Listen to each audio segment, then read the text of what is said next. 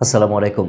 ১৫০ বছর বাঁচতে চেয়েছিলেন মাইকেল জ্যাকসন, আর এর জন্য তিনি যা করেছিলেন সেটাই তার মৃত্যুর কারণ হয়ে দাঁড়ায়। পপ দুনিয়ার রাজা মাইকেল জ্যাকসনকে চেনেন না এমন মানুষ খুঁজে পাওয়া ভার। আধুনিক পপ সঙ্গীতকে তিনি দিয়েছিলেন এক নতুন ও বৈচিত্র্যময় রূপ। তবে তার জীবনের এক অদ্ভুত রহস্যময় দিক ছিল ১৫০ বছর বেঁচে থাকার তীব্র আকাঙ্ক্ষা।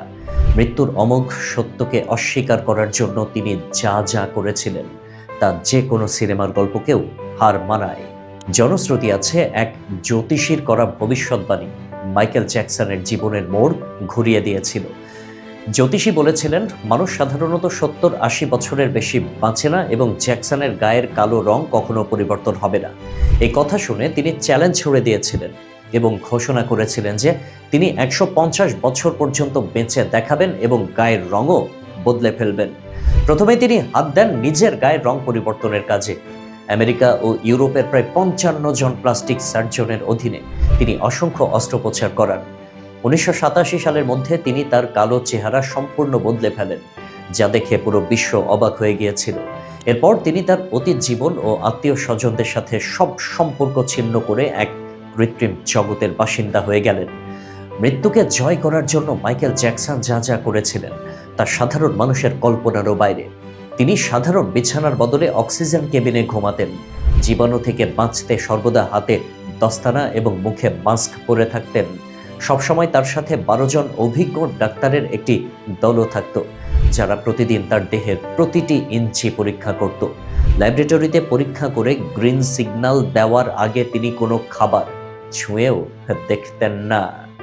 জরুরি প্রয়োজনে ব্যবহারের জন্য তিনি নিজের শরীরের প্রতিটি অঙ্গের, যেমন চোখ, কিডনি, লিভারের জন্য আলাদা ডোনার বা দাতা ঠিক করে রেখেছিলেন। ওইসব দাতাদের পরিবারের আজীবনের ভরণ পোষণের দায়িত্ব তিনি নিয়েছিলেন। এত সব আয়োজন আর শত শত কোটি ডলারের ব্যয়, সবই ব্যর্থ হয়ে গেল। ২০০৯ সালের ২৫শে জুনের সেই অভিশপ্ত রাতে হঠাৎ শ্বাসকষ্ট শুরু হলে বিশ্বের নামি দামি ডাক্তাররা আপ্রাণ চেষ্টা করেও তাকে আর ফেরাতে পারেননি। যে মানুষটি ১৫০ বছর বাঁচার জন্য জীবনের সব সুখ বিসর্জন দিয়েছিলেন, মৃত্যুর দূত আসার মাত্র ৩০ মিনিটের মাথায় তিনি পাড়ি জমান পরপারে। পোস্টমর্টেম রিপোর্টে দেখা যায়, দীর্ঘদিনের অসংখ্য পরীক্ষা নিরীক্ষা আর সার্জারির ফলে তার শরীরটা ভেতর থেকে জরাজীর্ণ হয়ে পড়েছিল। তার মাথায় কোনো চুল ছিল না এবং প্লাস্টিক সার্জারির অসহ্য যন্ত্রণা থেকে বাঁচতে তাকে নিয়মিত কড়া পেইন কিলার নিতে হতো। তার শরীরে সুই ফোটানোর হাজার হাজার চিহ্ন পাওয়া গিয়েছিল। গুগলের রেকর্ড অনুযায়ী তার মৃত্যুর খবর মাত্র ১০ মিনিটে ৮ লক্ষ মানুষ পড়েছিল, যা সাময়িকভাবে গুগলের সিস্টেমকেও অচল করে দিয়েছিল।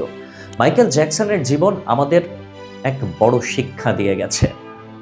মানুষ তার টাকা আর মেধা দিয়ে হয়তো অনেক কিছু অর্জন করতে পারে, কিন্তু মৃত্যুর বিধান বদলানোর ক্ষমতা দুনিয়ার কারণেই। প্রকৃতি বা স্রষ্টার নিয়মের বাইরে যাওয়ার সাধ্য মানুষের নেই। এই পরম সত্যটি যেন মাইকেল জ্যাকসনের জীবনের শেষ বার্তা। আল্লাহ হাফেজ।